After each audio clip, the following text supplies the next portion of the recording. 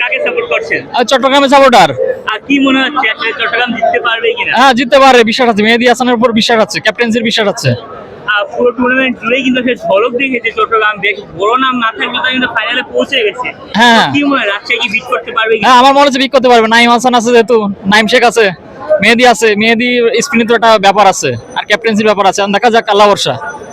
যশোর থেকে আসছি আমি। সেটা। আর শরীফুল কিন্তু পুরো টুর্নামেন্টের টপ উইকেট টেকার, তো তার হ্যাঁ। উপর ভরসাটা কতটুকু থাকবে? হ্যাঁ, অবশ্যই ভরসা আছে। বেশি ভরসা আছে মেহেদী হাসানের পরে, ক্যাপ্টেন্সির পরে বেশি ভরসা। এবার টিম ম্যানেজমেন্ট দেখা যাক কি করে। আর যদি চট্টগ্রাম প্রথমে ব্যাটিং নিয়ে তাহলে সে কতটা নিতে পারে?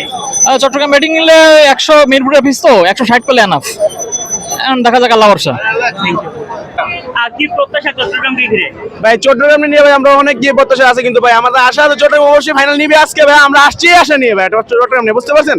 আমরা অনেক আশা নিয়ে আসছি চট্টগ্রাম নিয়ে ভাই। আর কার কার উপর ভরসা রাখছেন? ভাই ভরসা হচ্ছে আমাদের, আশা করি শরীফুল ইসলাম আজকে ভালো বোলিং করবে, ব্যাটিং আশা করি অনেক ভালো করবে।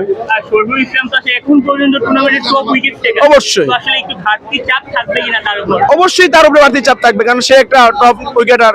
সেটা নিয়ে আমরা অনেক কিছু আমরা তারা নিয়ে অনেক স্বপ্ন দেখি। সে জন্যই আপনার ভূপেশ্বর ভরসা, ঠিক আছে ভাই? রাজশাহীতে কিন্তু বেশ ভালো কয়েকজন ক্রিকেটার আছেন, তো অবশ্যই আছে। হবে কিনা লড়াইটা? লড়াই তো ভাই মাঠে গড়াইতে হলে লড়াই দুই টিমই হাড্ডাহাড্ডি লড়াই হবে, কারণ রাজশাহী অনেক ম্যাক্সিমাল আপনার হচ্ছে ওলিয়নসন আছে, আপনার হচ্ছে ওরা ভালো প্লেয়ার নিয়ে আসছে মাঠে। অবশ্যই লড়াই যেই হোক, হালকা হোক বা লড়াই মাঠে ভালোই হবে। আমরা আশা নিয়ে আসছি শরীফুল উপরে ভরসা নিয়ে, বুঝতে পারছেন? আজকে শরীফুল ভালোই করবে।